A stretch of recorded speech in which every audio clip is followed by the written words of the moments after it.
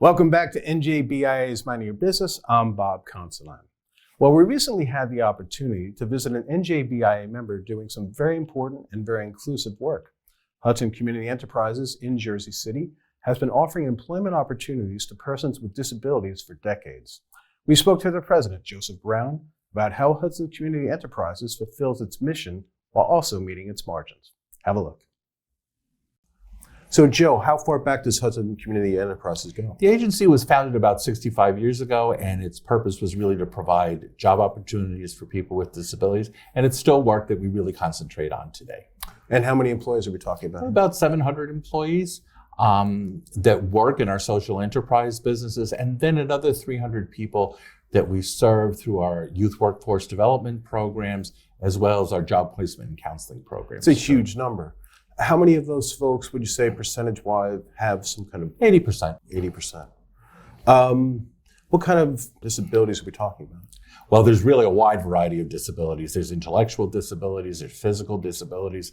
Physical disabilities are probably the ones that are most apparent to people. Mm-hmm. People in wheelchairs, people that use crutches.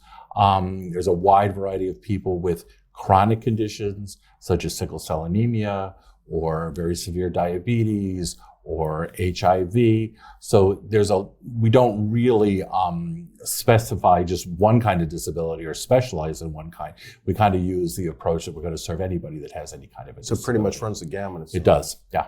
How do these folks come to you? That's what I don't understand how this works. Yeah, we work with the Division of Vocational Rehabilitation, okay, which is the state agency through the Department of Labor that provides referrals to us. Mm-hmm. But we do a lot of recruiting in the community. Often people that come to us as students then become our employees later on, or people find out for us through the regular social media networks that people employ to find jobs like this. But we advertise and recruit very heavily. Okay. What level of support would you say somebody who comes in here needs? Is it some people can go right away, or some need some handholding, some other extra support? Well, what's unique about this business, this social enterprise business, and also this agency, is that we have two tracks. One, you have a management track, but you also have a social service track. So anyone that comes here that has a disability is assigned a rehab counselor. Okay. And this rehab counselor is responsible for making sure that people succeed in the job that they choose to take with us, or in a job that we feel will be appropriate for them. These rehab counselors, are these folks who've been here, possibly, or are they just... No, they're professionals that are trained and educated to work with people with disabilities in a workplace setting. Got it. Do those counselors have support here too, like from management, from you guys? Yeah, well, there's a whole structure of management. Yeah.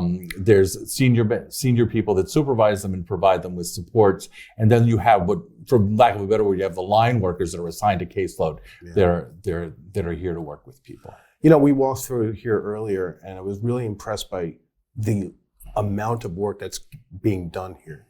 What would you say? NJBIA obviously advocates for a lot of workers people who are disabled to go to work, to have that opportunity. What would you say to an employer, based on your 10 years here, to kind of quell any reluctance they might have? Well, I think the proof is in the pudding. We're a very, very successful business. Mm-hmm. And the 5 businesses that we have are all very successful. Yeah. They all run in the black. They provide resources for this agency to be able to expand what we're doing. Mm-hmm. And it's great to have social enterprise businesses, but unless they're effective and they deliver to a customer the things that they need, we're not going to be in business. And the fact that we've been in business so long, providing such great services to our customers, is really the proof that we provide very, very excellent services to our customers. Can you talk about what those 5 businesses Sure. are? We have a scanning business, a shredding business, a building maintenance business, a print shop, and a packaging and fulfillment business. Wow. So the print shop seems interesting. Is that there's any kind of accreditation needed for that? Or? Well, we have a digital print program that provides an industry-based credential to the people that come through the training. Right. for us. So we're able to provide training to people and to provide them with a certificate that means any place they go to work in any kind of a print shop, whether it's a retail print shop or a more advanced industrial print shop, they have the certification that they need that'll give them the seal of approval that they know that they've been trained by us. That's great. I wonder what kind of value the workers feel here. Let's just take the digital public. I think everybody identifies with work. Okay. What do you say at a cocktail party when you meet somebody? What do you do? What do you do? So work becomes a very big part of our identity. Right. Their work provides people with dignity, which often people with disabilities sometimes have a problem with that because their self-identity is wrapped around the fact that people have to do things for them, and this is something that they can do for themselves. And they get a paycheck doing it. And did ever one of these folks who work here say to you, thank you, because now I realize I have a purpose or something like that? I don't know. Well, people don't tend to say that, nor would I want them to say that, because that's what we're here for. Okay. That's what we're in business to do.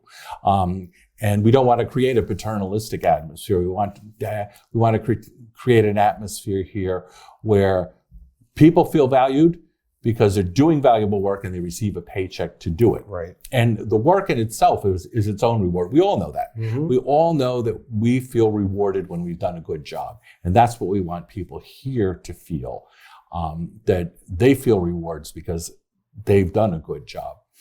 And they get plenty of feedback if they do a good job, and they get plenty of feedback if they do a bad job. Yeah. Because if this work doesn't get done, the agency doesn't survive.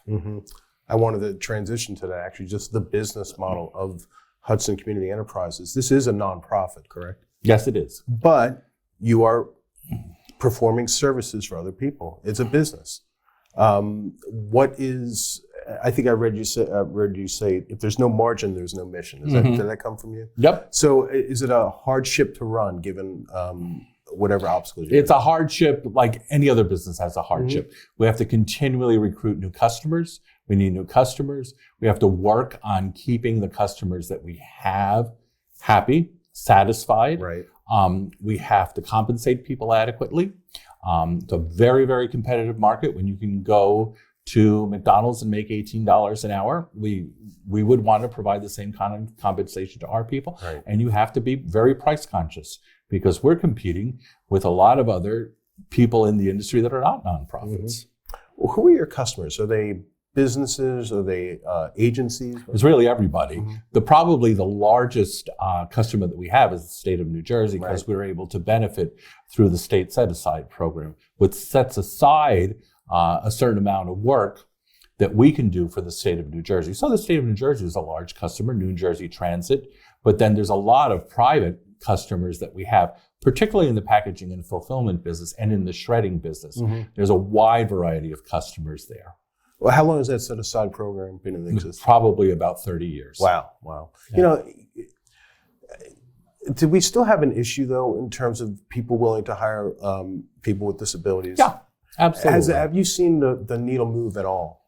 I have been doing this for 40 years, and the needle has moved substantially. Okay. The reason the needle has moved substantially is because people's rights have been legislated. So the access to educational opportunities for people with disabilities was the first big step, and then the Americans with Disabilities Act that mandates that accommodations be made to people. Now, we want to work with businesses to make it easy for them to be able to hire people with disabilities. And most businesses accept the fact that they're able to do this, but there's a lot of reticence on their part because businesses need to do what we need to do.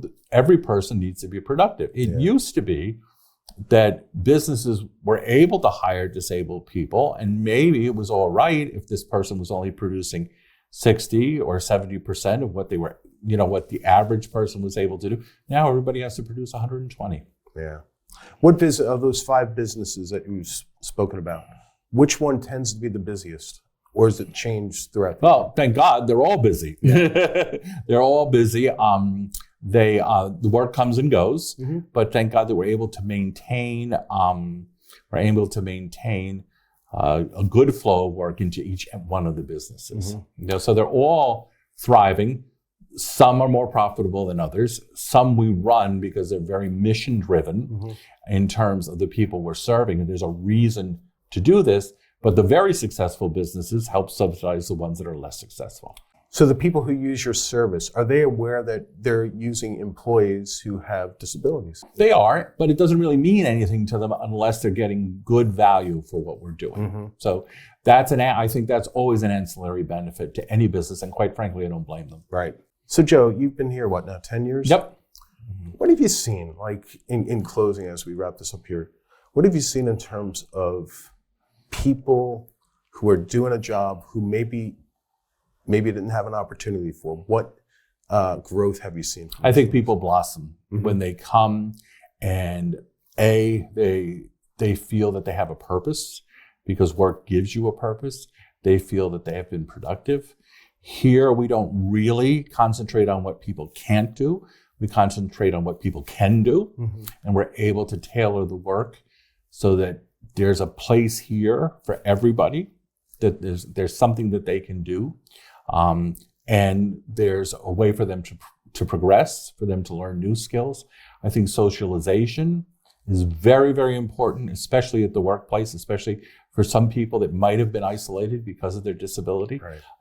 It's a very social place on break. But, and people make friendships here. And we've seen people able to advance within the organization and even outside of the organization, if that's what they'd like to do. Yeah, that must make you feel great. And no, just walking through here, you'll say, "Hello, Mr. Brown, how you doing?" And what feeling? Joe. Hello, Joe. Hello, Joe. What feeling does that give you? The reason that I got into this business is because it's very rewarding. And what's most rewarding about this business is that you see the progress that people are making every day.